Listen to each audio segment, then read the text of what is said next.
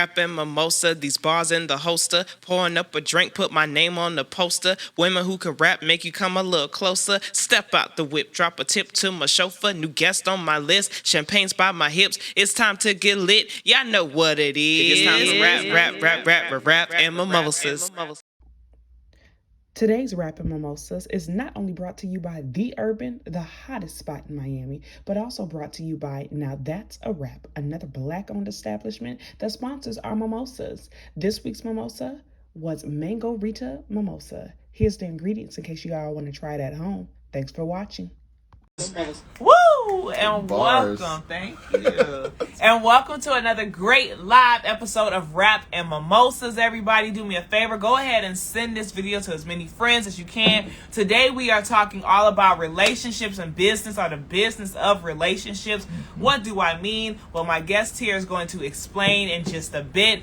As always, just a disclaimer, I'm not a rapper. I just happen to like to rap. Kimmy, on the other hand, okay, he might have some extra bars for you all. We're going to get a bit into his business a little bit later, okay? And, all right, I want to shout out our sponsors before we begin. As always, I want to shout out The Urban, okay, which is where we are right now, who sponsors this lovely location. All right, I also want to shout out my mimosa sponsor. That right there. Your girl got sponsors. Let's go. And it's good. Okay. That's amazing. Now that's a wrap, okay? Today we are having a Mango Rita Mimosa. A Mango Rita Mimosa, okay? That means we got quite the mixture going on here. All right, so I want to thank Now That's a Wrap, another black-owned spot located in Overtown, the historic Overtown of Miami, Florida. Okay, I want to thank them, and I'm going to shout them out a few times throughout the show. Oh, yeah. But now it's time to get started.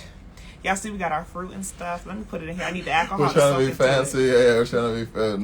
Now we have the picture taken. Great. Great. Okay, so first of all, let's introduce my guest. Today, we have the amazing, one and only dynamic speaker, leader of the movement, the glitter shimmer king himself. Okay, Mr. Kimmy Joseph is here. Woo! One of those. Yeah. So, Kimmy, why don't you tell my audience who's listening live as well as who's going to listen to the recording or watch the recording later who you are? Yeah, first of all, thank you for having me. Again, thanks to the sponsors for the amazing setup here. And it's I love how you give intros, where you always hype people up. And then I feel like since we're talking about rapping mimosas, I will share my artist journey and then also share the professional journey. It's funny, I've been prioritizing the professional one, so a lot of people don't even know that I rap. I remember when I rapped for my family the first time, they're like, "Oh, you rap?" I was like, "Well, I've just been doing other things." And so, I've been an artist for about the same time I've been a speaker, so about the last 15 years. Professionally, most people will know me as the CEO and co-founder of Fear's Advantage, which we'll talk about in a moment. But kind of some lucky folks get to see me pop up on stage here and there and be able to drop some bars. So I'm excited to do that here today. Ooh. Now this is a different show for me, y'all, because I do work with them. I bought the head honcho to rap. Where's the HR? Where's the HR? I brought the head honcho right here to sip mimosas and to talk to us about diversity, equity, and inclusion. And we're going to talk about what that is, because when I tell people, they're like, oh, what do you do? And I'm explaining some of the different things I do. And I say, yeah, I also do like outreach for DEI. And they're like, what's that? And I'm just like, dang, you don't know what DEI is? I'm like, it's diversity, equity, and inclusion. And they're just like, sure, what's that? They don't understand what diversity, equity, and inclusion is, or the necessity of it in all areas. The last 2 episodes I talked about non-monogamy, I talked about BDSM, but you would be surprised that DEI, diversity, equity, and inclusion, literally fits into our regular relationships. It's not just the hiring process. So for those who don't know, let's break down first, because we're going to get into this, right? This idea of thriving. What is DEI exactly for people who don't understand? Yeah, and I'll keep it as informal since we're keeping it informal. One of the things I love actually about this is that a lot of folks will leave DEI, diversity, equity, inclusion, in workshops. So we learn about bias or at microaggressions. We learn about how to be inclusive, how to be equitable, and then you just leave it in workshop mode and don't actually celebrate. For me, DEI is also about the culture. How do we actually bring drinks, food, music, and like allow people to connect across the boundaries. So diversity is the idea that we have diversity. We're different people, right? Some people, so, I'm not gonna get there, but we're different people, and then we need different things to actually to succeed, and so that will come into the equity piece of making sure each person has what they need. So for those who might be watching, might be business owners, as we give shout out to sponsors, it's the idea that every business needs something different. Even though we need a sale and market and all those things, we need a different vibe. Since we're talking about music, it's like the idea of being inclusive as well as just having lots of different genres of music. And right now we kind of get into fights over who's the best this, who's the best that. That's kind of practicing exclusion. We're not, instead of saying, hey, it's cool that you listen to what you listen to, I can listen to what I listen to, and we can still be inclusive of each other even if we're not all at the same event. So just trying to like look at diversity, equity, inclusion from, life standpoint, the business standpoint, the music standpoint, since we'll be talking about all of that. You sparked something in my mind. Go for it, yeah. Okay, so I like when you were talking about us being inclusive, and I thought about, well, what exactly do we do that's like the opposite? Because, they say we have such a sensitive culture now, right? And it's like this thin line between people being sensitive and what's wrong. And then we have cancel culture, where people are just getting canceled. How does what we're talking about today, how does what we're talking about today play into cancel culture or play into this idea of, the sensitivity? I'm putting, quotation marks around it. Yeah, how does that play into everything? What's interesting is that some of the folks who say people are being so sensitive are also just sensitive in a different way. I think one of the biggest challenges that we've made it unsafe to disagree.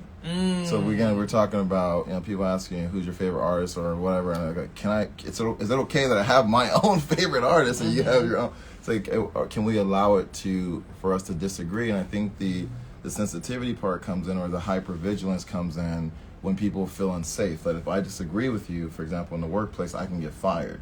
If I disagree with you, or if I say something that's different than you, am I going to lose my livelihood, or is somebody going to come after me? The less safe it is, the less likely we are to disagree or feel like we can disagree and do that in a way that we used to. I want to get back to a time where it's okay to have independent thought, and that we can actually, but the big thing is, you also keep your thoughts to yourself for the most part. Right? So it's independent, all I want up here. As soon as I share it out, like we're doing on this IG, it becomes kind of more open to feedback. Let's call it that. It gets more open to feedback. So I think people who say, oh, folks are so sensitive, are also not willing to hear the feedback from other people. And it's like, well, you can't call me sensitive and then put something into space, but not allow me to respond to it. So this is the tension we deal with every single day. Okay, so now I'm gonna pick a hot topic. Please. Oh no. Oh yes, the same thing I just said. I was sick of. Maybe I was gonna keep sipping over here. Hot topic away. Okay, so when we're talking about sensitivity level and right, so there's so many different thoughts I have. Right, so the Will Smith and Chris Rock thing that's having everyone go crazy. I'm sick of hearing about it, to be honest with you, because it's like, how can my viewpoint honestly is like, it's a mix, because on one hand I was always told, like, even to say words can't hurt, and I've also been taught, like, don't write a check that your ass can't cash verbally, right? And I've also heard, that if someone put their hands on you, my mama told me, you better hit them back. You better not ever let nobody put their hands on you, right? So here we are in this culture, right, that we have, and now we're supposed to be adults. That's crazy. Yeah. This whole idea that I'm supposed to be a more mature person because I've gotten older. I'm Plus, not. Being a millionaire is supposed to be even more. Be a million more mature than those of us who don't have that kind of cash. Yeah. So when we're talking about the sensitivity where we are of like disagreeing, right, and being able to communicate when we disagree, because that's the biggest thing, right? How do you look at that situation between Will Smith and Chris Rock, and I don't know, your personal opinion on how you think it should have been handled? Do you think Will Smith was justified? Do you think that Chris Rock's joke was that bad? Or like from a DEI perspective, it's like, oh no, you don't talk about a woman's hair and pick on a woman's looks, right? But then it's like, but it's comedy. Yeah, man, there's a lot you said in there. So one, I've learned to just, comment on my own situations, right? Because it's like, if we're looking at the intensity of what they both experience, and then I haven't been, well, I should say, I have been in a space where I've gotten into fights. Someone says the violence is not the answer, but it gets your point around quicker. It's like, but it also leaves. I've fought so many people and then been hit by so many people. Like my all your life you had to fight. Well, I don't know if I had to. But I feel like it's funny. As we're talking about relationships, I just started dating. I'll give Mariah a shout out. And then she was saying like, hey, you have a scar right here, and I was like, I don't know, it's a scar. She's like, you have a scar on your face. I was like, well, I've been hit in the face enough times where I don't remember what situation would have caused that one scar.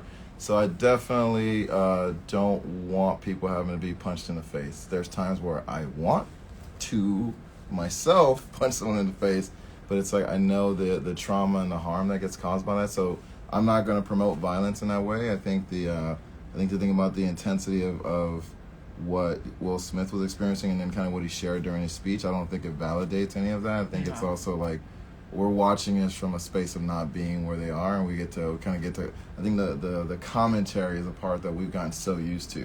Of just like everybody's a commentary, and it's like I don't want to get involved in there, so I would just say hopefully they figure out a better resolution. And it sounded like no one was glorifying it. I mean, we're glorifying it as we kind of talk about it, but it didn't seem like people like, oh, like you remember high school where it's like somebody set it off, you're like, world star. And it's like I remember like running towards fights, right? Like where you didn't really, okay. So I remember running towards fight, and it was just like, oh man, they're popping off, or it's about to go down, and it's it's kind of wild to think about being in a different space in my life now where I'm like, yeah, I don't want to necessarily see that or support that. You know, it's crazy. The older I get, the more I want someone to try me so I can because it's like adult problems hit different. And I can only imagine being like a rich millionaire adult and everyone always wants to talk about something. If I don't share, they want to say something. If I share too much, they want to say something. It's just like, I like, if I feel like I want to fight sometimes now. It's like God knew not to make me a celebrity because I'd probably be just wild. Shut up, right? So you have to get to a point of just so much mental strength, right? Of like being able to like know yourself no matter what the noise is around you. And there's a lot of noise. I mean, people go from violence to like some people like kill themselves when there's too much noise, right? So it's like, I think the mob mentality, and like you're kind of talking about cancel culture, it's like some people don't realize, easy to say all this stuff from behind our screen. Yeah. And then it's like, but a bunch of people are doing that, and now this person can't handle that, which is to me, it's like when we look at the scale of influence that people have, I think that's kind of where like why we pay them so much. Like you're also getting paid to deal with a whole bunch of bullshit, basically. Like, it's just like you're getting paid to deal with a higher level of just intensity, people making fun of you, whatever it is, and that sucks.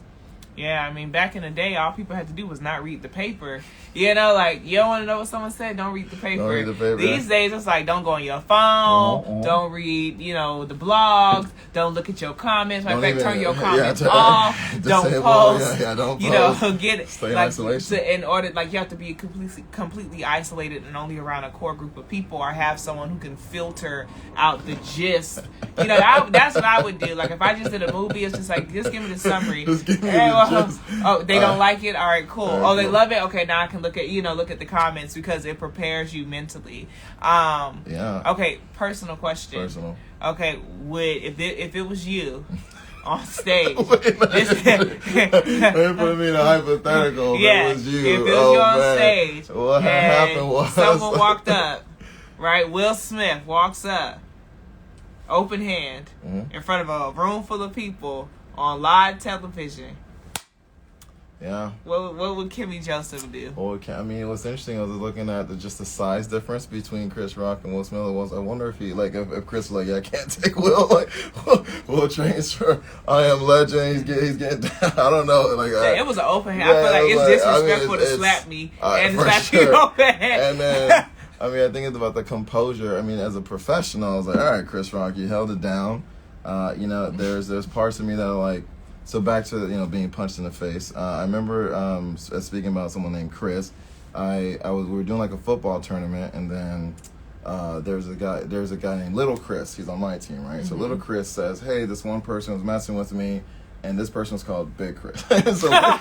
So I basically started a fight with Big Chris. I had no idea what the other situation was. I just got involved with Big Chris, and then so we did whatever, they broke up the fight. Then I left that day after the football tournament. I was the only one from my whole crew. And then Big Chris had his whole crew. Like, I mean, it was a squad of people. And I was like, damn it. And they backed me into the corner. I mean, it was, I mean, you've seen videos of people get jumped, right? Yeah. And that was the main thing I was concerned about. And so I'm staring at it, and I'm staring at Big Chris, and I'm just like, I don't even know what to do. And I look over here, and there's another guy, I don't even know this guy's name, but he's like, what are you looking at me for? You want to fight? And then boom, he hits me right in the face. And I was like, what is the best case scenario here? I take out one person, and it ain't gonna work. I mean, there's no way it's gonna work out. Like, I'm not the kind of Keanu Reeves. Like, I'm not that kind of. You're not Batman. No, not Batman. I'm not gonna be able to take out a whole squad of folks. So, I think about the calculated decisions you got to make in that time, and I think a lot of people will be like, "Oh, I'll take them out." I was like, I don't know. I think for me as a professional, thinking about the consequences that can come after me stepping up, like the livelihood that I could lose. It's like anybody who would, back to the comments, people like, Chris, you should have popped up. You don't know my life and what I would lose for those consequences. I know I've lost enough, and people were not there for me. Like, again, the Little Chris was not there for what I have to deal with. How the Big Chris started and not be there. I mean, people move on with their lives. So I don't know what the Little Chris's in the world. I don't know if they would have been there for me. So I'm like, I'll have to make whatever choices I feel like are going to make the most sense. So I think from a professional MC standpoint, I feel like he handled it in a way where it's like, all right, cool, we can hire that guy. That guy knows how to handle anything. Like, we should hire him for some crazy events, right? But that's just me speaking as a professional now. Yeah, I mean, Chris Rock said, wow, Will Smith hit me in the face. Yeah. And I was just like, oh. He's like, yeah, it's just like, what do you do? What do you do?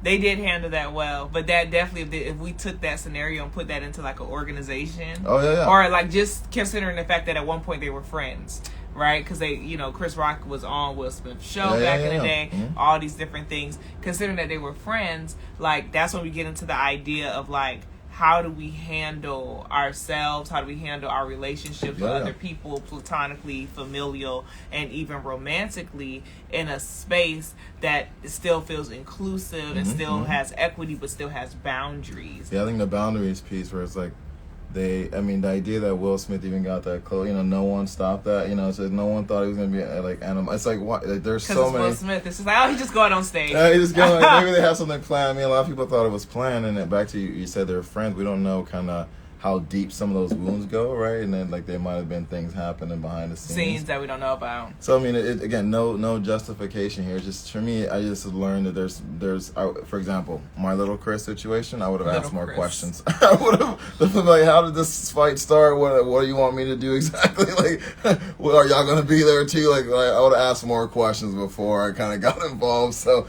at least I've learned from the fights that I got involved. Let me ask a couple more questions before you get a verdict from me, Okay, so let's talk about, relationships. Yeah. Okay, right before we get in your business. Okay, so when we're talking about my business.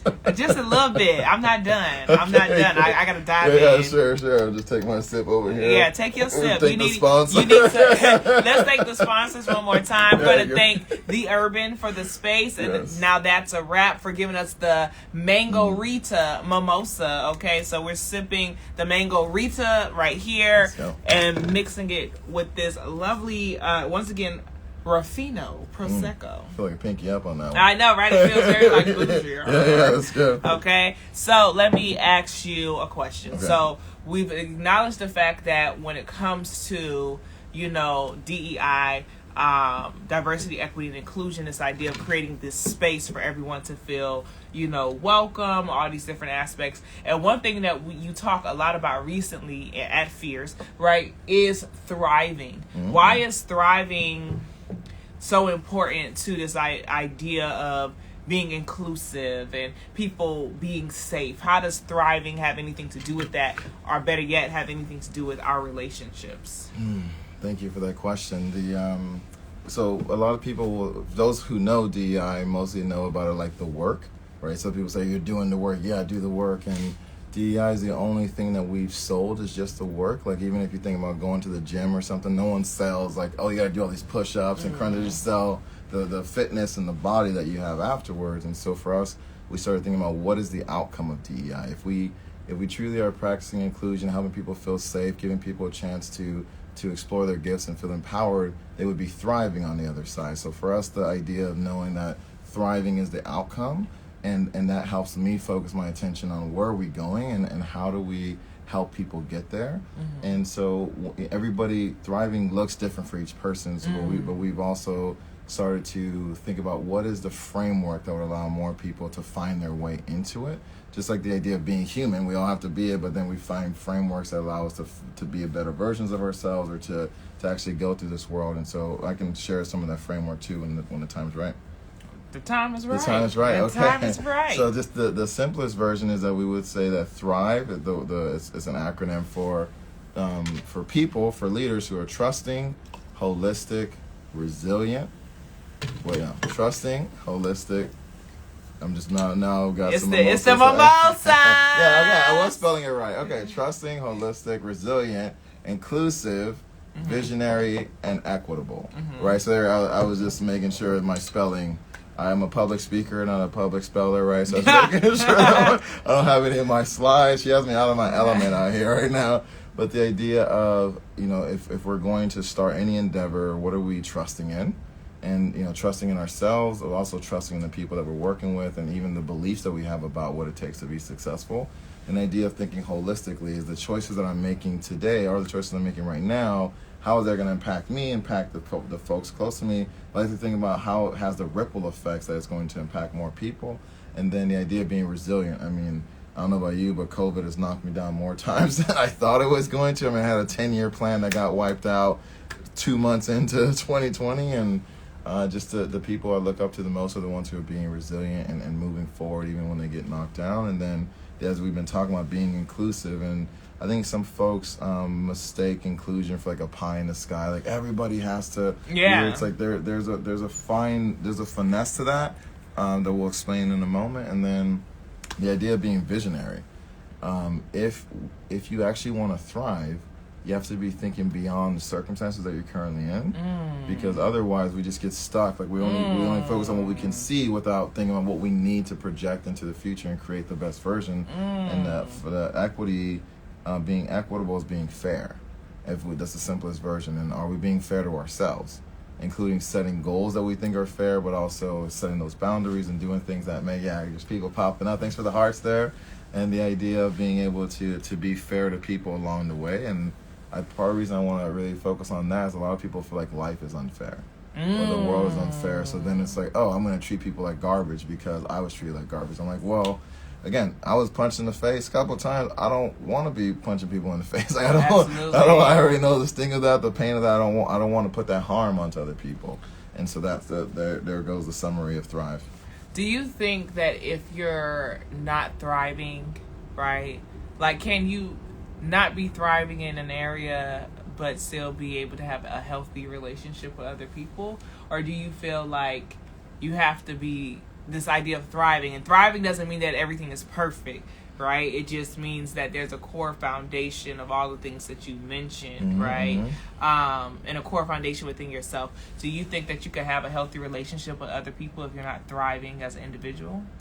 Well, I mean, that's a big question, because for those of you who do come and see our work at Fierce Advantage, we start to break down this into 11 areas. And so one of those areas is career. So we focus a lot on career equity. And then we're talking about relational equity here. Like, how do we actually connect with people, whether that's in families or in romance and all that, friends and family, romance. And so what's interesting is you can be thriving in one area and then be terrible or doing terribly in other areas.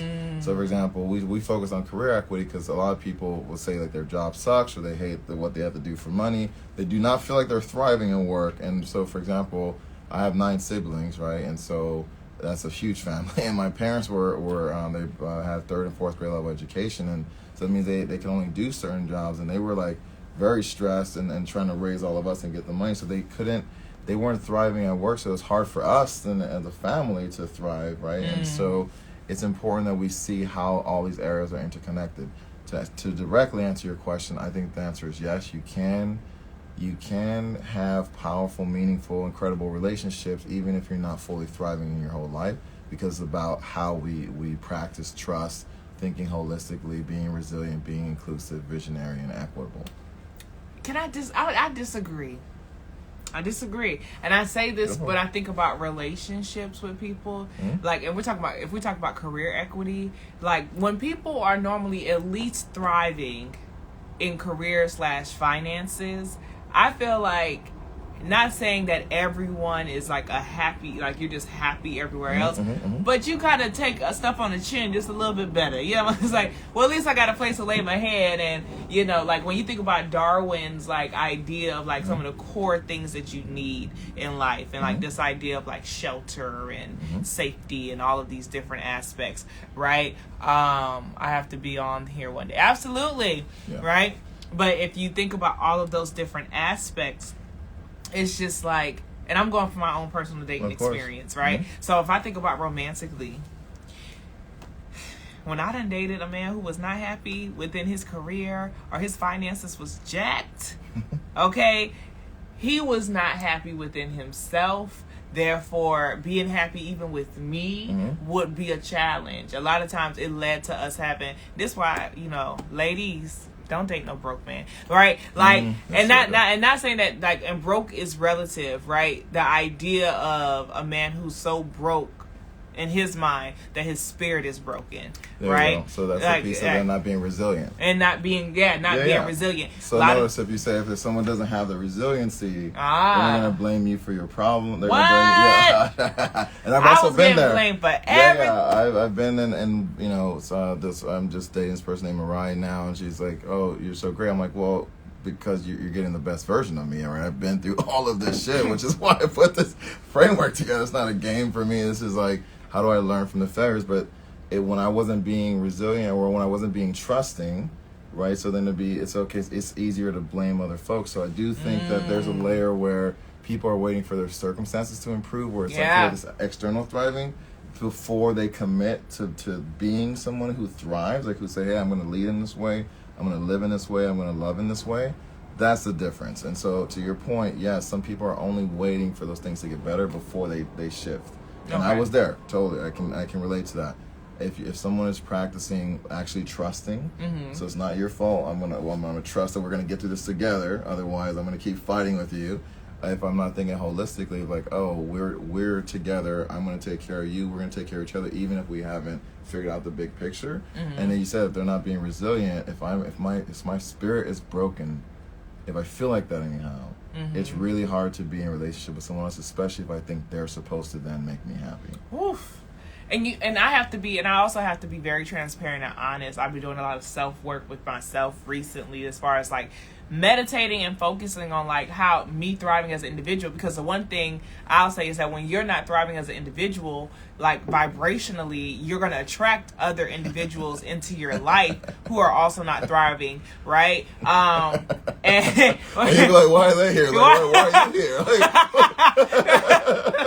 Right? Like, it's like, damn. You know, it starts off great, but a lot of times, like, you get these tests here and there, right, on like, wait, because like your relationships are mirrors, right? So my inability or my lack thereof of like coping in a healthy manner with certain aspects, I might subconsciously be choosing individuals who reflect that aspect of me, right? Doesn't mean that every aspect of me isn't healthy, but the individuals who I'm, you know, dating, I might not be the most resilient person, therefore they might not be. So now I might get frustrated, like, damn, they always giving up. But shit, I'm always giving up too, right? Like, it's those kind of things, like you really date your mirror, right? So a lot of times, like, this idea of like Abraham Hicks and Atomic Habits and all these different things, what they really talk about is having so much of the internal reflection being so bright, vibrant, and beautiful that what you reflect and what you're going to get back from others, whether it's friends, family, or romantic partners, is going to be what you innately are. Now, the other trigger, though,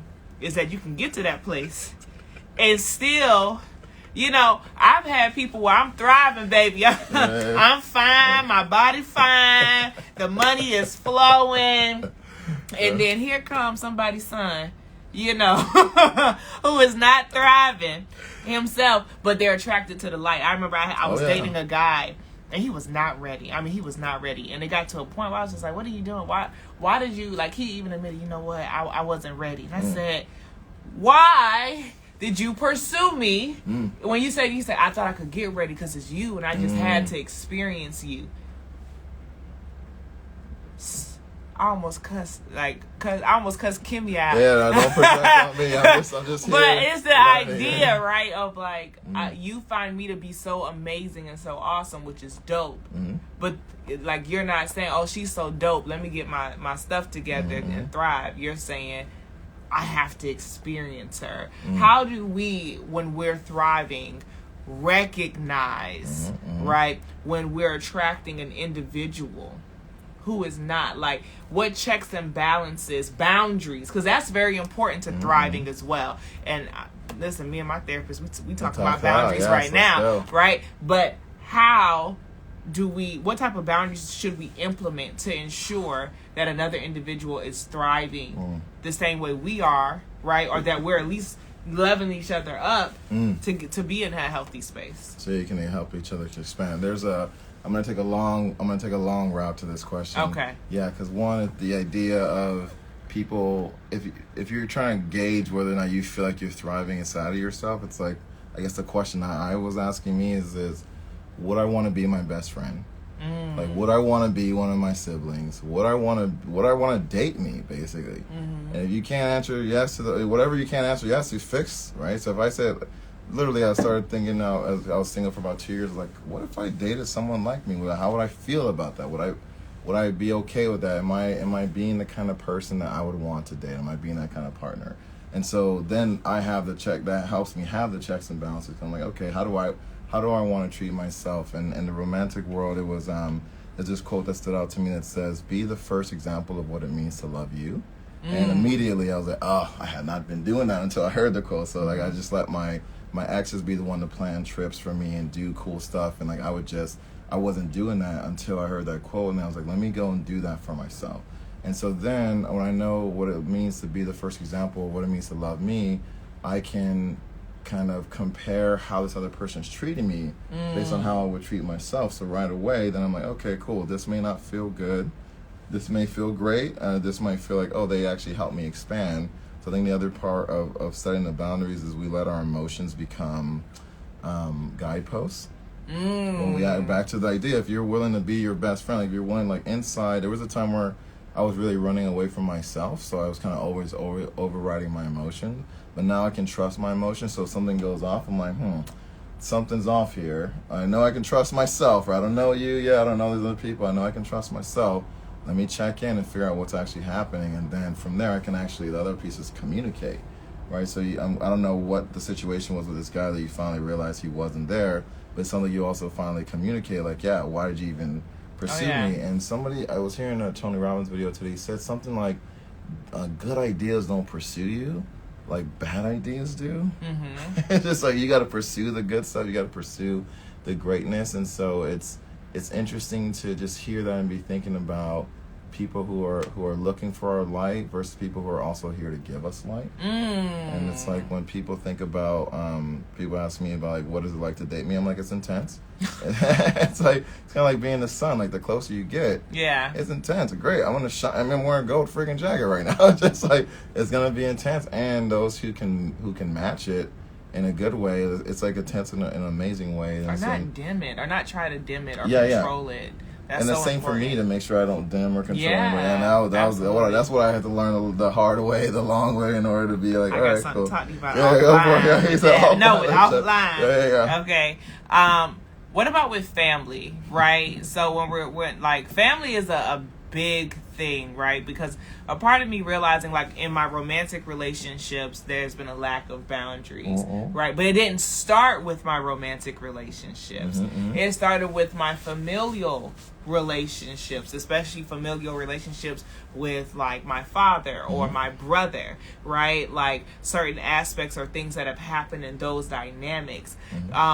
When we get into romantic relationships, oftentimes, right, relationships, we know they hold up a mirror to us all the time, right? They just come in and your partner's just going to reflect, here's all the things you need to work on, okay? Right? And it's like, why are you going to blame a mirror? Like, yeah, it's right there. It's like, dang, this person get on my nerves. Man. No, actually, you get on your nerves, and I'm just showing you that. Yeah. So when it comes, yo, for real. Actually, it's you. I'm just here to show you. I'm just here to show you what you need to work on, baby. It's you, baby. So when it comes to our family, it feels different, right? At least for me, it does. Let me not speak for everybody. It feels like it's harder, because you want your biological and blood family to be like people that you genuinely could work it out with. And recently, at the end of the year, I came to this point where I was just like, nah, fuck y'all. To your family, yeah. My 9 siblings. Not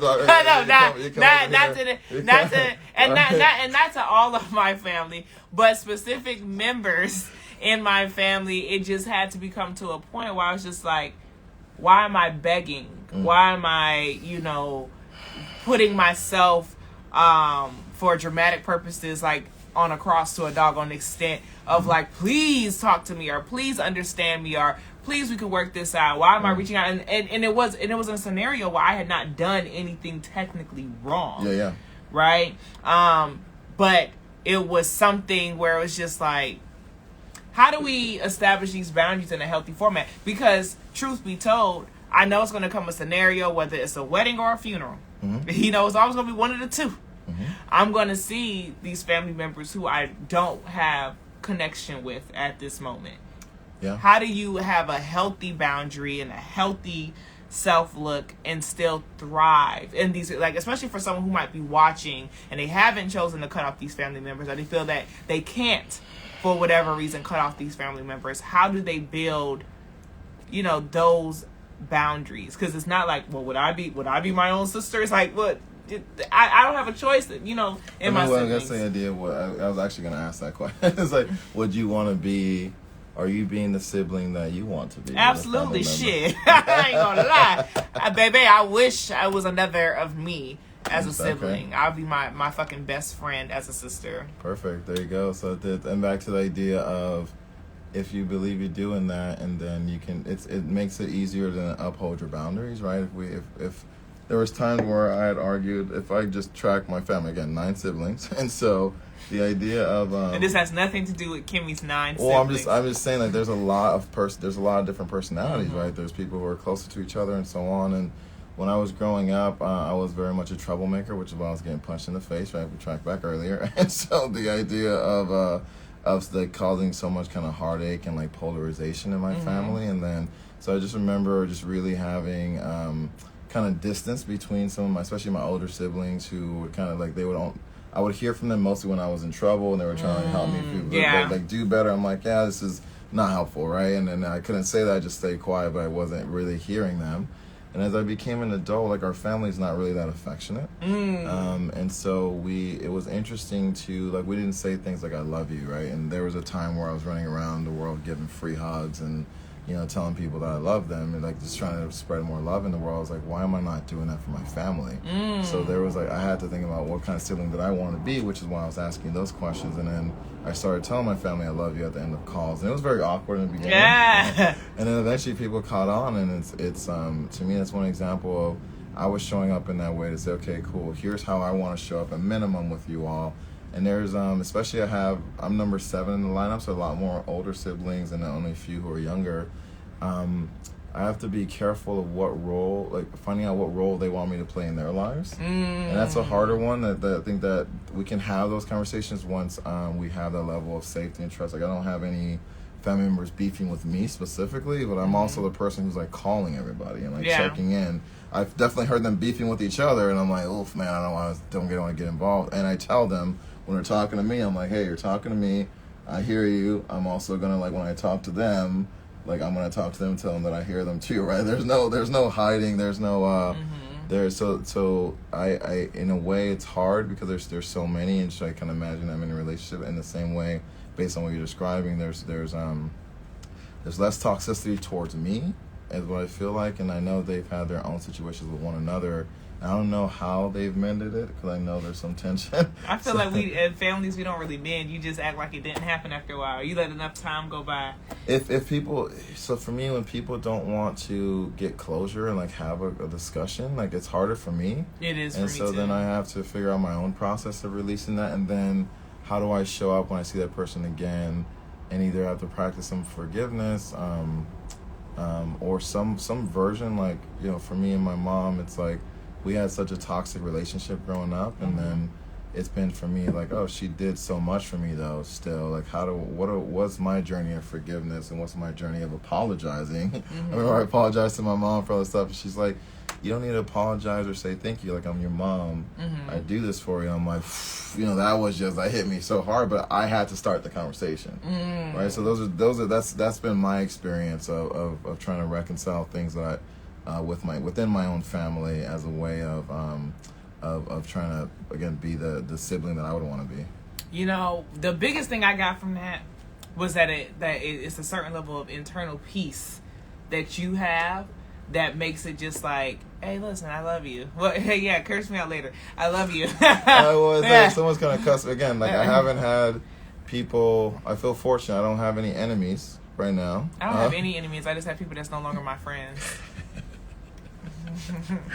That was on a meditation. I was just like, all right, I don't have any enemies. I just have people who are no longer my friends. Crossed off the list. Visualize. Yeah, we're just not friends anymore. Or better, yeah. I don't really have like issues with old friendships or anything like that. It's more so, like I said, in the recent years, it's been mostly like different family dynamics that have shifted because my role in my family shifted. Well, yeah. So because my role in the family shifted, that means that my dynamics with certain individuals had to shift. And instead of it being like, hey, we're here, it was just like, hey, listen, no, that's not what's going to happen because I'm in charge of X, Y, and Z. Yep. And, you know, when the powers shift, right, it's like that. Absolutely. If you all are in the chat and you have any questions, I want you all to feel 100% comfortable to drop your questions into the chat and we will answer them. Okay. And I think it's interesting, like, so when I was living in Oregon, some of my family came out to see me, and, you know, it shifted from like, oh, me just going and doing whatever they were doing to me being like, hey, let me organize some stuff for you. And we had some tension around it, like a really kind of you know, it didn't get into like cursing, but there was definitely some tense argument there. And it was very interesting because we hadn't had a version of that conversation, and I would appreciate that we had it because then we were able to kind of make the rest of the trip at least decent, you know. But I think it's some people are just not verbalizing stuff. And I think that's the hardest part, is that we start like, oh, they're family, I'm not going to say this stuff. And it's like, no, because they're family, I feel like I got to be able to talk to them. And I'm going to put some extra, but learning from family is really what taught me a lot of like, okay, I got to build better relationships, because like I got 9 siblings who really have taught me a lot, and they're just literally so different each other. Just like they're so different that it's like, all right, cool to relate to this many folks who care about me, who are part of my family. It's like, it's been a really a good lesson in relationship building, and what's it called, being civil, as also being diplomatic, you know, all the lessons. Okay, so let's get into You're just like, okay. Let's get into your business. And then solve your problem. I'm just letting you know my perspective. I want to get into your business just a little bit, because I believe your wifey has been in the chat a little bit. Wifey. I'm sorry, girlfriend. Like, but you know when people say like, I mean, just making sure you watch. I'm gonna speak She's I'm gonna accelerating her speak relationship. Okay, no, but you know, people be like, that's my baby wifey, whatever it might be, girlfriend. Okay. We just made it to that point. It's like trying to like take us to another level. Yeah. Okay, let's see. We have a question. How would you deal with someone who makes? Hold on, Mariah came in there laughing. Yeah, hey, Mariah. Okay. How would you deal with someone who masks how they really feel about you? Like they force a smile but only around you.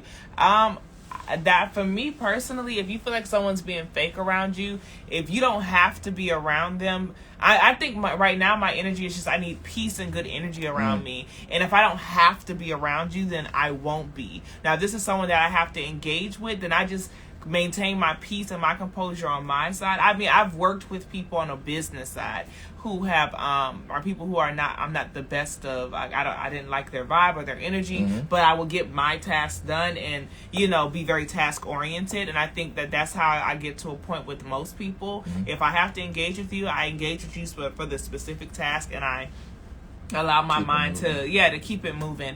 But no one's ever forced to be around the essence that is LaShondra, okay, the magnificence that is me, because there's so many people who want to be around me that if you feel forced, by all means you should really leave. You know, like, I'm not, like, if you feel like I'm doing something wrong, if I'm a hindrance to you, if I'm blocking your blessing, don't let me block your blessing, baby. Don't let me do that to you, because I don't want to do it. So if they're forcing anything around me, if I feel like it's forced, if I care, if it's something to where me and the person had a relationship beforehand and it's weird, I'll have a conversation. But if it's like, I don't know you like that and you just happen to feel some type of way towards me, if you're not going to address it, peace out. Like you just have to move on. So for me personally, that's what I would do. Yeah, I would be interested to hear, how do you know they're faking it? Oh, that's good. Yeah, again, I said it earlier. I'm gonna ask more questions, right? Yeah. It's like, how do you know they're faking it? Some people are like, oh, I heard this and this from this other person. Like, I don't do well with third party feedback. It's like, hey, if you tell me something, if LaShondra says, hey, blankety blank said yada yada about me, are you okay with me mentioning that we had this conversation? Because otherwise, I'm not gonna get to the bottom of it. And if you're not okay with that, then why are you telling me? Like, why are you even telling me? It's okay. So then. For me, it's where I can be direct, I will, and not aggressive direct. It's like, hey, I want to check in. I heard that maybe there's something going on. Like, this was there's a group called Character Strong that I've worked with, amazing, and like they teach about like character traits like humility, and so they gave us this challenge that was saying, message 5 people this question: what is one way I can be better in our relationship? And I did that to my family. I sent them individual messages to my girlfriend. I mean, when you say wife, I was married at one point, so we can talk about that. Yes, okay. But the idea of like, I messages to people who had great relationships with, also people who were a little bit rocky, to be like, yo, let me invite a check-in. I mean, you know me, especially even the work we do. Let me invite a check-in, because if we can meet on neutral ground, if I invited a check-in, gave some neutral ground, some space for feedback, including some space for third party like meditation or mediation, they said no to all of that, and they were still trying to look at me and treat me in a certain way. I'm like, all right, cool. This person is not really trying to meet me at a place of collaboration. Then I'm not going to put much effort. I might be hurt by it depending on who it is, but I'm not going to put much more effort. So I'm going to give a solid effort to clear things up, and if they're not into it, then but again, to the person who asked, how do you know that they're faking it? That would be the question I put back. They came back and said that they addressed it, and they feel like they lied. So for me, like, you know, if you feel like they're lying to you, or if you have evidence of them lying to you, then what I said and what Kimmy said still stands. You know, you have to protect you at all times. No one else is going to protect you the way that you're supposed to, unfortunately. You know, my mama, I know she'll do what she can. Yeah. You know, but at the end of the day, I'm still my first line of defense. So the biggest thing I would say is that if you feel like they have fake energy around you, why are they around you? You know, minimize, if you can, minimize them being around you as much as possible. And if you don't have to have any interactions with them, you know, like I don't normally block people, but I just blocked some people recently. Like, because sometimes it's just like, let's just cut the cord. You know, why are we going back and forth? Life is short. We can be literally gone tomorrow, tonight, whenever. And the last thing I want is that my last however many minutes of life I was arguing, you know, with somebody. Or, you know, being in a miserable space because of the energy that I kept around me that didn't have to be here. If you don't love me, if you don't like being around me for whatever reason, you're not forced to ever be here. Yeah, can I add one more layer? Go ahead. So we talked about people being a mirror. So usually if that happens to me, I'm also like, who am I doing that to? Who am I showing up fake to? Like, who am I putting on? Like, who am I doing that same behavior to? And usually, like, if I can't clean it up with that one person, I like, if I'm the person, like, being fake to other people, then I usually, that's my cue to clean it up with other people. So that gives me something to focus on. At least that gives me something better. They're like, all right, great. If I'm the one who, if I'm showing up fake to anybody else or forcing a smile, what is stopping me from clearing something up? And then, again, it sounds like the answer says, what if I felt like they lied? Again, we don't know this situation. So you said, what if you feel like they lie, is there a different truth that is there too, right? Or is there something unresolved from your end, right? Because we can have, a lot of times we have those awkwardness when we didn't get to say our piece, or there was something that we didn't say or that we didn't get to the bottom of, and we took a surface answer. And at least for me, that's what happens. I'm like, oh, I took a surface answer, I didn't get to the bottom. Now I feel awkward to like start it up again. It's like, so those are at least a question I would ask in response, since I have no idea what your situation is. And I would also say most of the time we already know the answer. No, seriously. What does that mean? Most of the time we already know. Like, a lot of times, like, most of the time at this point when I ask for advice, 9 times out of 10 I already have a feeling. Like, our discernment, if your discernment is telling you something is off, then act on what you feel you need to do that. As long as you're not harming nobody, though. I don't want back to the Chris Rock. Don't harm nobody. I didn't say harm anybody. Okay, I didn't say do nothing crazy. But the idea, like, as long if you feel you need to do something to get out of a toxic situation, right? Then the biggest thing is to act accordingly based off of what you know. Speaking of that, Mariah, hey girl. Hey, so I want to switch over because we talked about boundaries with toxic relationships. You sound happy, Kimmy. Let's go. Yeah. Yeah. I do, for sure. So how did you cultivate such a healthy? She's trying to ask how we met. We met. No, not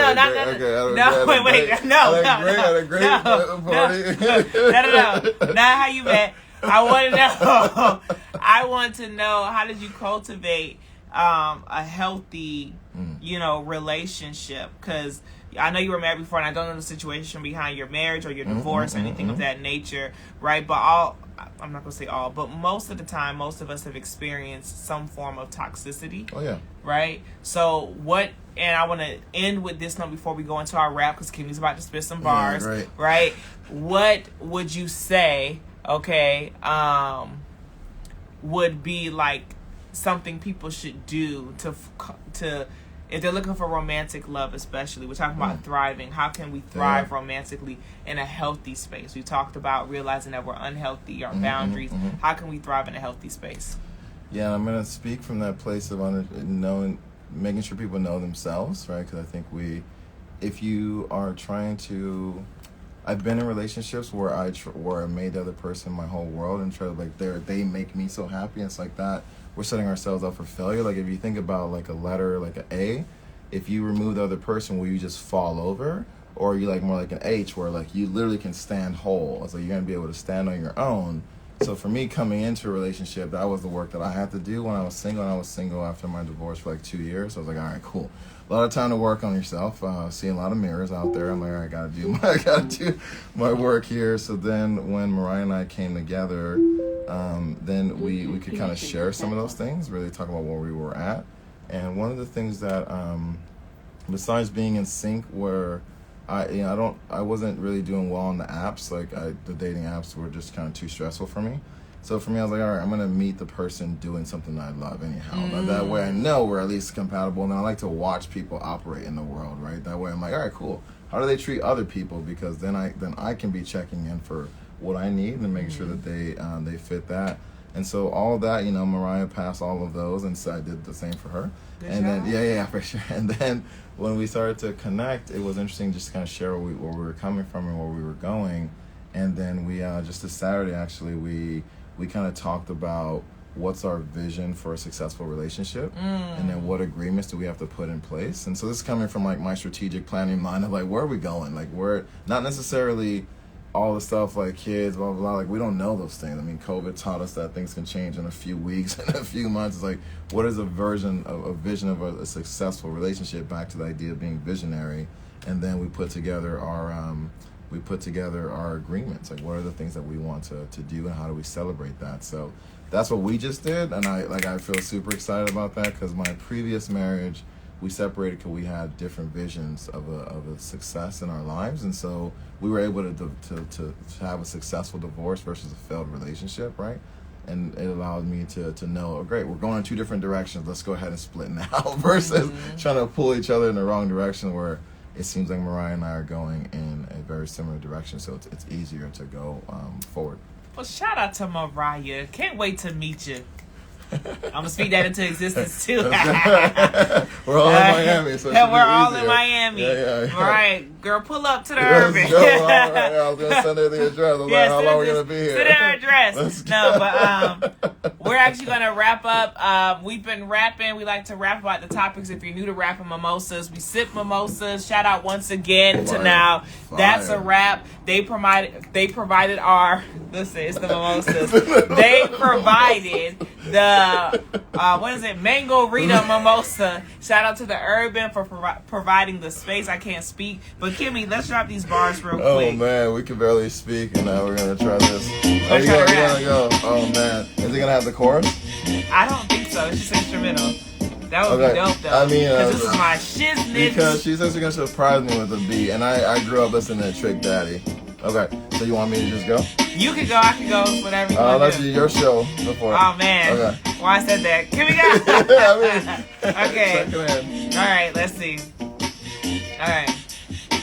We rapping and we chillin' and we big vibing, we villains. We living large, we chillin', we big vibing and we chillin'. I'm making stuff up and rapping. I'm sipping and I ain't capping. We doing things like Trick Daddy and Trina, Miami, Raven 305, doing it live. I like to keep it DEI and I like to thrive. In relationships I go and you know I'm not no hoe. And I'm making shit on up. Kimmy, come on, let's go. Let's get some props right there for the show. Okay, how much time we got here? You got some time. Cool, I got some time. Listen to Trick Daddy and feeling like I gotta ride. And the big whips as I slide, but I feel like that's not my life. Instead I ride in Escalades and feel like wanna chill. And I figure out how I feel, then I know what is real. So when I see people approach me, I think about what's close mean. Come good with these boundaries, and I feel like I've been floundering. Sometimes it gets a little bit chaotic, but I know who I am, so I can be hypnotic. And I say we're gonna focus on this chilling and focus on this sliding. We're gonna focus on just letting all that hate slide when we chill, we go, we feeling and we'll grow. But I know the people that are close to me are the ones who want to show me so much love. So much love, so much love, so much love. So much love, so much love, so much love. Hey! Okay. Yeah, Kimmy! So now we're warming out, right? So we're going to go for another one? You want to go for another one? We can go for another one. Well, we still got 4 minutes. So let's go on so can we do a debut of the other thing? You want to do your beat? So this is your, this is show number 3. 3 is my favorite number as well. And so this is a beat that he made. Yeah. So this. That way we don't get mad at us. We know he loves the kids, but he may not love. Trick, don't have no beef with me. Trick, let's go. 305.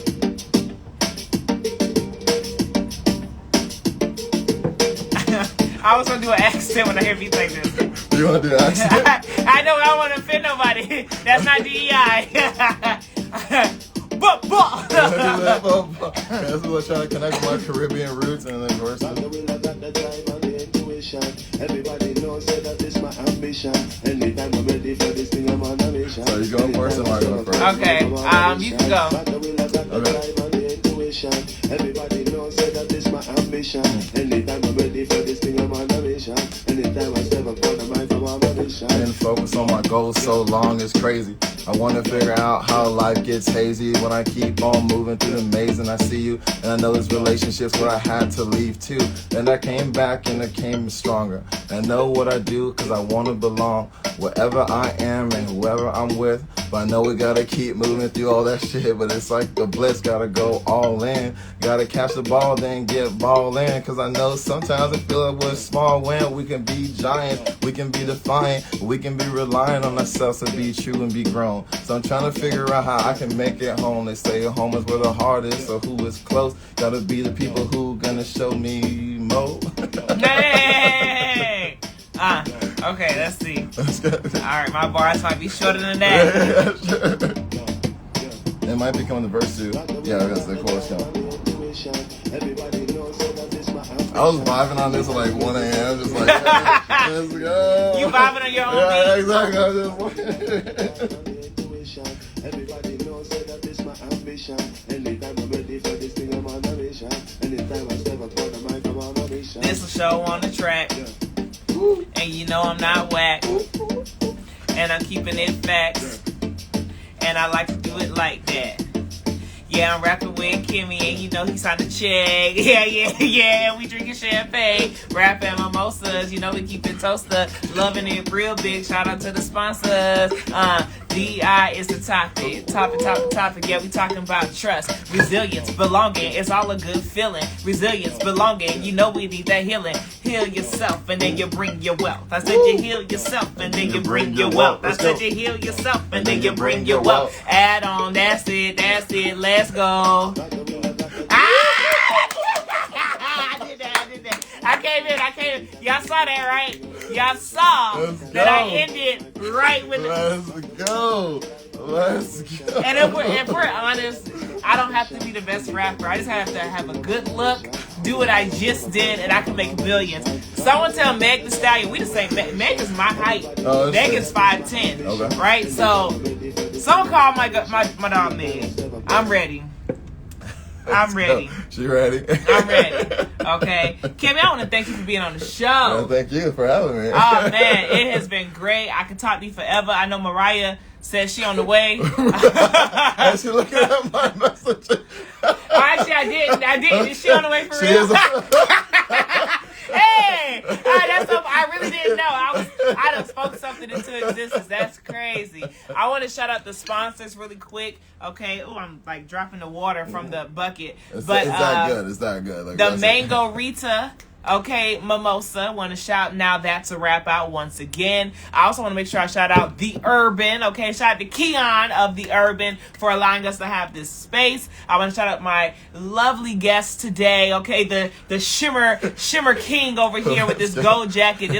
He wears it. This jacket gets so much attention in any space. It's ridiculous. Okay, and as always, the same way I start, it's the same way I have to end. Hold on, wait. There we go. Might be right there, guys. I know, yeah. There we go. Here we go. Rapping Mimosa, these bars in the drink, put my I'm start over. rapping Mimosa, these bars in the holster. Pouring up a drink, put my name on the poster. Women who can rap make you come a little closer. Step out the whip, drop a tip to my chauffeur. New guest on my list, champagne's by my hips. It's time to get lit. Y'all know what it is. Rap and mimosas. Thank you all. And if I didn't answer your questions, please tune in for next week.